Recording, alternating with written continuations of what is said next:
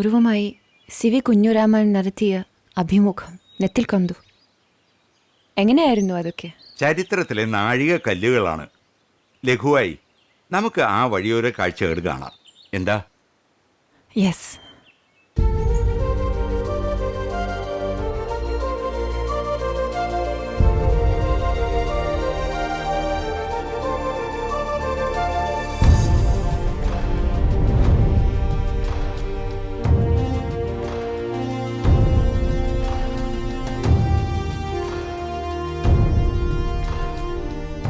നമസ്കാരം സ്വാമി.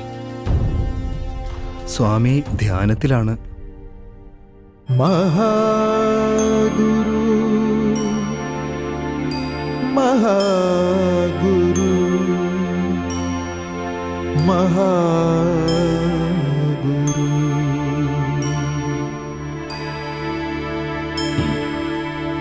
മഹാഗുരു മഹാഗുരു. കുഞ്ഞിരാമന്റെ മുഖത്ത് എപ്പോഴും ഒരു സമുദ്രം ഉണ്ടാവും. മാറി മാറി വരുന്ന ചിന്തകൾ, തിരമാലകൾ. സ്വാമി പറഞ്ഞതിലും കാര്യമില്ലാതില്ല. പലപ്പോഴും ശ്രമിക്കും സൗമ്യഭാവത്തിനായി. മനസ്സെപ്പോഴും പ്രക്ഷുബ്ധമാ, ശോഭിക്കുന്ന കടല. അത് കണ്ണു കണ്ടാൽ അറിയാം. നാം പലരോടും പറയാറുണ്ട്, കുഞ്ഞിരാമനുമായി സംസാരിക്കുന്നത് ബുദ്ധിക്ക് ഉണർവ് പകരാൻ ഉപകരിക്കുമെന്ന്. അതല്പം കടന്ന വിശേഷണമായി പോയില്ലേ സ്വാമി? സുതാര്യ സുന്ദരമാണല്ലോ കുഞ്ഞിരാമന്റെ വാക്കും കർമ്മവും. അതുകൊണ്ട് തോന്നിയതാവാം. കുഞ്ഞിരാമന്റെ ശൈലി, അത് സ്വഭാവത്തിലും എഴുത്തിലും ഒന്ന് വേറെ. കൽക്കരി കനൽ പോലെയാ ഭാഷണം. സ്വയം അറിഞ്ഞല്ല, എല്ലാം വന്ന് ഭവിക്കുന്നതാ. ചില ശൈലികൾ ആലോചനാമൃതം തന്നെ, ഓർമ്മയിൽ കെടാതെ കിടക്കും. അത് സ്വാമി അങ്ങനെ ചിന്തിച്ച് വ്യാഖ്യാനിക്കുന്നതാ. തൊഴും തോറും തൊഴിക്കുകയും തൊഴിക്കും തോറും തൊഴുകയും. കേരളത്തിന്റെ ദുരവസ്ഥ അതിലുണ്ട്. ഒരുപക്ഷെ സഹവാസ ഗുണമാകാം. ഞാനൊരു കല്ല്, സ്വാമി മുല്ലപ്പൂം പൊടിയും. ഇരിക്ക്. ഓ, ഇതൊക്കെ പറയുമ്പോഴും ഏതോ സ്വകാര്യം മുഖഭാവത്തിൽ ഒളിഞ്ഞു കിടപ്പുണ്ടല്ലോ. സ്വാമിക്ക് മുമ്പില് ഒന്നും ഒളിക്കാനാവില്ലെന്നറിയാം. എങ്കിലും എങ്ങനെ തുടങ്ങണമെന്ന്. മണിക്കൂറുകൾ നീളുന്ന വാഗ്ധോരണിയ. എന്നിട്ടാണോ തുടക്കം? ഇനി നീട്ടുന്നില്ല. ഇപ്പൊ ഒരു ധൈര്യം കിട്ടി. പരവൂർ കേശവനാശാന്റെ സുജനാനന്ദിനി പത്രവും അച്ചടിച്ച പ്രസ്സും ലഹളക്കാർ ചുട്ടുകരിച്ചു. ഇപ്പോ അവർണർക്കും അശരണർക്കും ഒരു പത്രമില്ലാത്തതിന്റെ പോരായ്മയുണ്ട്. വിവേകോദയം വേറൊരു ശൈലിയാണല്ലോ. അത് ശരിയാണ്. കേരള കൗമുദി എന്റെ ഉത്സാഹത്താൽ ആരംഭിച്ച പത്രവുമാണല്ലോ. അത് നമുക്കറിയാം. കഷ്ടപ്പാടുകളും. ഇപ്പൊ പത്രാധിപത്യവും മാനേജ്മെന്റും ക്ലാർക്കിന്റെ പണിയും. മടക്ക്, ഒട്ടിപ്പ്, മേൽവിലാസം എഴുത്ത്, പ്രൂഫ് വായന എന്നുവേണ്ട സർവവും ഞാൻ തന്നെയാ നടത്തുന്നത്. ഗജകേസരിയല്ലേ കുഞ്ഞിരാമൻ? ഇതൊക്കെ നിസാരമായിരിക്കും. മൂലൂർ പത്മനാഭ പണിക്കർക്ക് ഇത് കാട്ടിയൊരു കത്തയച്ചിട്ടുണ്ട്. അത് നന്നായി. ചില എഴുത്തുകൾ എഴുതണമെന്ന് മൂലൂരിനോട് പറഞ്ഞിട്ടുണ്ട്. ചിലർക്ക് ഞാൻ തന്നെ എഴുതാം. എല്ലാ കാര്യങ്ങളിലും കുഞ്ഞിരാമന് പുതുവഴികളാണല്ലോ. സ്വാമി, കേരള കൗമുദി ഞാൻ തന്നെ ഒറ്റയ്ക്ക് ഏറ്റെടുത്ത് നടത്തിയാലോ? സ്വാമിയുടെ ഇംഗിതം. അതിനു പിന്നിലെ ക്ലേശങ്ങളും നമുക്കറിയാം. സ്വാമിയുടെ അനുഗ്രഹം ഉണ്ടെങ്കിൽ ക്ലേശഭാരമെല്ലാം ലഘുവാകും. നമ്മുടെ അനുഗ്രഹം കുഞ്ഞിരാമനും കേരള കൗമുദിക്കും എന്നും ഉണ്ടാവും.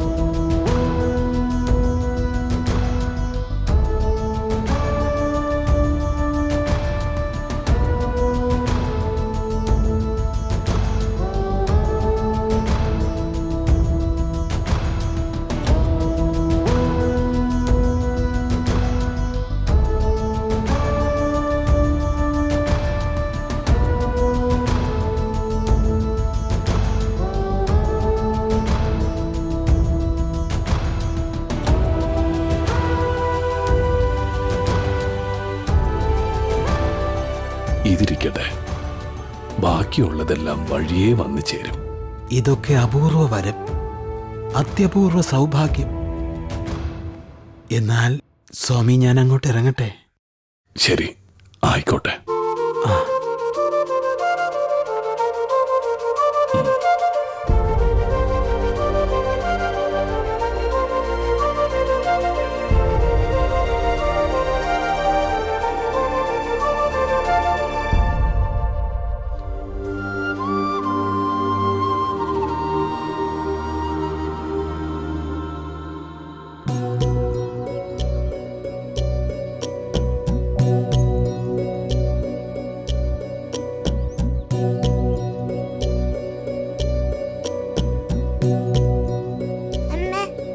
അവിടെയോ?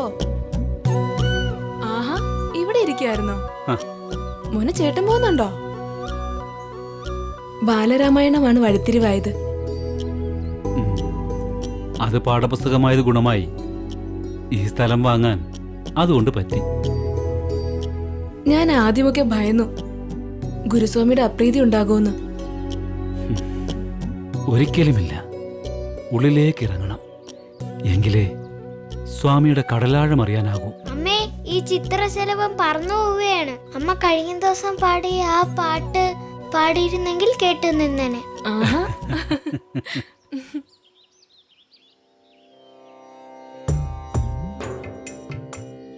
അച്ഛൻ എഴുതിയ കവിത തന്നെ പാടിത്തരാം. ഈ വല്ലിയിൽ നിന്നു ചിമ്മി പൂക്കൾ പോകുന്നിതാ പരന്നമ്മി.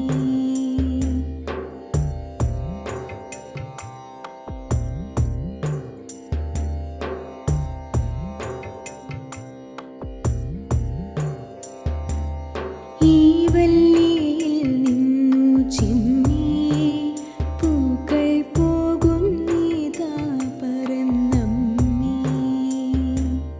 തെറ്റി നിനക്കുണ്ണി ചൊല്ലാം നൽപൂമ്പാറ്റകളല്ലേ ഇതെല്ലാം. ഈ വല്ലിയിൽ നിന്നു ചെമ്മേ പൂക്കൾ പോകുന്നിതാ പറന്നമ്മേ. തെറ്റി നിനക്കുണ്ണി ചൊല്ലാം നൽപൂമ്പാറ്റകളല്ലേ ഇതെല്ലാം. തെറ്റി നിനക്കുണ്ണി ചൊല്ലാം നൽപൂമ്പാറ്റകളല്ലേ ആണോ? ഹായ്, ദേ, ദേ പോകുന്നുണ്ടോ?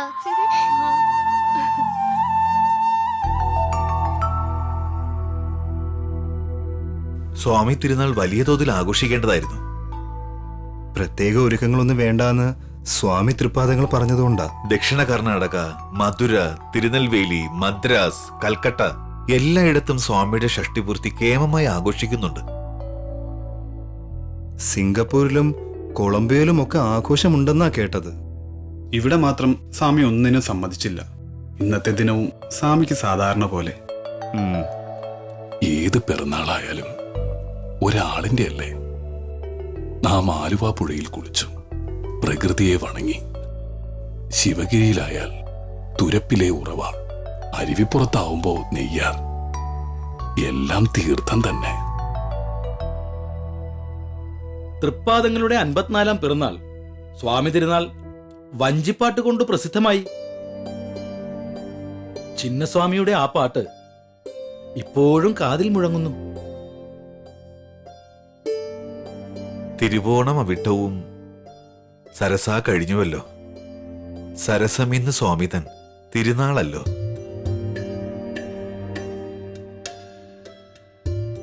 നാം ആലുവ പുഴയെ നോക്കിയിരിക്കുകയായിരുന്നു. പുഴയിലെ ഒഴുക്കിപ്പോ നിർമ്മലമായിരിക്കുന്നു. ശരീരത്തിനും മനസ്സിനും ഉന്മേഷമരുളുന്നതാണ് പുഴ. നമ്മുടെ ജീവിതവും ഇതുപോലെ തെളിഞ്ഞു വരേണ്ടിയിരിക്കുന്നു. ഇന്നിത് കലങ്ങിയ അവസ്ഥയില്. എന്തൊക്കെ ചെയ്താലാണോ അതൊന്ന് തെളിയുക? സ്വാമി ഞങ്ങൾക്ക് കാണപ്പെട്ട തീർത്ഥജലം, അവശർക്ക് ദാഹജലം. അധർമ്മികൾക്കാവട്ടെ പൊള്ളിക്കുന്ന നീരാവിയും. അദ്വൈതാശ്രമത്തിലെത്തിയപ്പോഴാണ് സ്വാമി തൃപ്പാദങ്ങളുടെ ഷഷ്ടിപൂർത്തി ദിനമാണെന്നറിഞ്ഞത്. ഒന്നും വാങ്ങാനായില്ല. അതെന്തായാലും നന്നായി. വാങ്ങിവച്ചതും കിട്ടിയതുമൊക്കെ നാം മറ്റുള്ളവർക്ക് നൽകുകയായിരുന്നു. ഇനി നൽകാൻ വാക്കുകളേ ഉള്ളൂ. അത് തേടിയാണ് ഞങ്ങൾ വന്നത് സ്വാമി. സ്വാമി, അധമ പൂജകളൊക്കെ അവസാനിപ്പിക്കണമെന്നുണ്ട്. പിന്നെ എന്താ അതിന് തടസ്സം? ഹിംസ നിർത്തണതിൽ ഞങ്ങൾക്ക് വിരോധമല്ല. പിന്നെ ആർക്കാണ് വിരോധം? ക്ഷേത്ര ഭാരവാഹികൾക്ക്. അവർ സമ്മതിക്കുന്നില്ല. നിങ്ങൾ കോഴിയും മറ്റും കൊടുക്കാതിരുന്നാ പോരെ? അവരുടെയൊക്കെ സമ്മതവും വിസമ്മതവും നോക്കണം. കോഴികൾക്ക് പകരം എന്താണ് ബലിയഴിക്കേണ്ടതെന്ന് അറിയില്ല സ്വാമി. ഉത്തമ പൂജയ്ക്ക് കുമ്പളങ്ങ പോരെ? കോഴികൾക്ക് പകരം മറ്റെന്ത് ബലിയഴിപ്പിക്കണമെന്നറിഞ്ഞെങ്കിൽ കോഴിയെ വെട്ടുന്നവന്റെ മക്കളെ ബലി കഴിപ്പിച്ച എന്താ കുഴപ്പം? സ്വന്തം തലയിലെ വാതിലും ജനാലയും തുറക്കാതിരുന്നാൽ എന്തു ചെയ്യും? ക്രിസ്തുദേവൻ പറഞ്ഞതുപോലെ ഇവരോട് പൊറുക്കണമേ.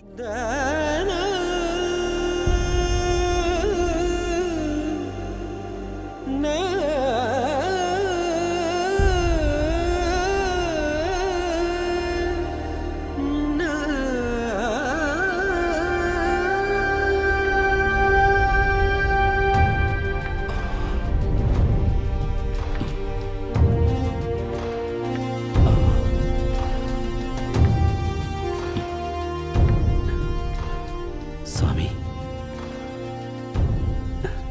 എന്താ കുമാര, കവിതാ പൂജകൾ മുറതെറ്റാതെ നടക്കുന്നുണ്ടല്ലോ? ഒരുവിധം നടക്കുന്നുണ്ട് സ്വാമി. പല പല തിരക്കുകൾ. നാമും കുറെ ഭാരങ്ങൾ കുമാരന്റെ തലയിൽ ഏറ്റിട്ടുണ്ടല്ലോ. അതൊക്കെ ലോകക്ഷേമത്തിനല്ലേ സ്വാമി? അതൊക്കെ ആനന്ദമാ. മരത്തണൽ വഴിയാത്രക്കാർക്ക് ഗുണം ചെയ്യും. മധുരഫലമല്ലേ മരത്തിന്റെ പിൻഗാമി. അതുപോലെ കവിതാഫലത്തിലൂടെയാവും കുമാരു ഓർമ്മിക്കപ്പെടുക. കൈതമുക്കിൽ സ്വാമി തൃപ്പാദങ്ങളുടെ ഷഷ്ടിപൂർത്തി സ്മാരക മന്ദിരം ഉദ്ഘാടനം ഗംഭീരായി. വിവേകോദയത്തിൽ ഒരു റിപ്പോർട്ട് ചേർക്കണം. അതൊക്കെ കുമാരുവിന്റെ യുക്തം പോലെ ചെയ്താ മതി. നാലു വശത്തും ആയിരക്കണക്കിന് ആളുകൾ. AR Raja Raja Varma Thampuran, divan Bahadur A Govinda Pillai, Ulloor Parameswara Iyer, അങ്ങനെ എത്ര എത്ര വിശിഷ്ട വ്യക്തികൾ. എല്ലാം നിങ്ങളുടെ എല്ലാം കഴിവുകൾ, അല്ലാതെ എന്താ? മദ്രാസ് മെയില് മുതലായ പത്രങ്ങളുടെ പ്രതിനിധികളും ചടങ്ങിലുണ്ടായിരുന്നു. വന്നവരൊക്കെ സന്തുഷ്ടരായി മടങ്ങിയോ? അതേ സ്വാമി, മഹാഭാഗ്യം കിട്ടിയെന്ന അവരുടെ പക്ഷം. സ്വാമി തൃപ്പാദങ്ങളുടെ ഷഷ്ടിപൂർത്തിക്ക് ഒരു ലഘു സമ്മാനം കരുതിയിട്ടുണ്ട്. കുമാരന്റെ വകയോ? അത് ലഘുവായിരിക്കില്ലല്ലോ. കെട്ടും മട്ടും എങ്ങനെ? ഒരു ചെറു കവിതയാണ് സ്വാമി. അനാചാരത്തെ പറ്റിയാണോ? അല്ല, ഗുരുസ്വാമിയെ പറ്റിയാണ്.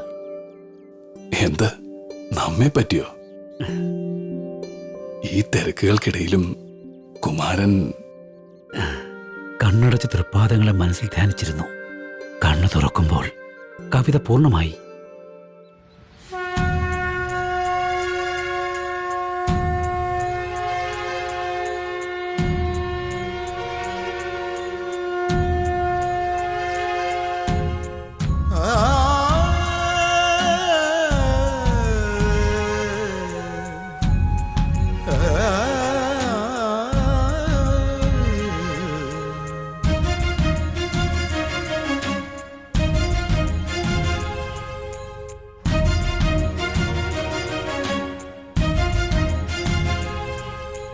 നാരായണമൂർത്തേ ഗുരുനാരായണമൂർത്തേ, നാരായണമൂർത്തേ ഗുരുനാരായണമൂർത്തേ, ആരായുകിലന്ധ ത്വമൊഴിച്ചാതിമഹസ്സിൻ നേരാം വഴി കാട്ടും ഗുരുവല്ലോ പരദൈവം.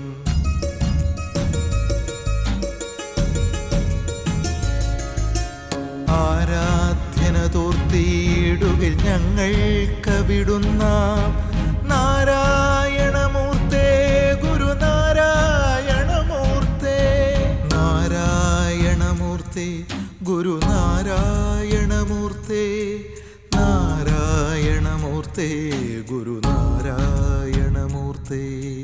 അൻപാർന്നവരുണ്ടോ പരവിജ്ഞാനികളുണ്ടോ വൻപാകെ വെടിഞ്ഞുള്ളവരുണ്ടോ ഏതുപോലെ മുൻപായി നിനച്ചൊക്കെയിലും ഞങ്ങൾ ഭജിപ്പൂ നിൻ പാവനപാദം ഗുരുനാരായണമൂർത്തേ.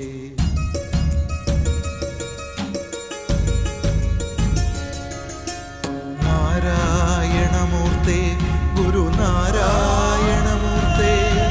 നാരായണമൂർത്തേ ഗുരുനാരായണമൂർത്തേ.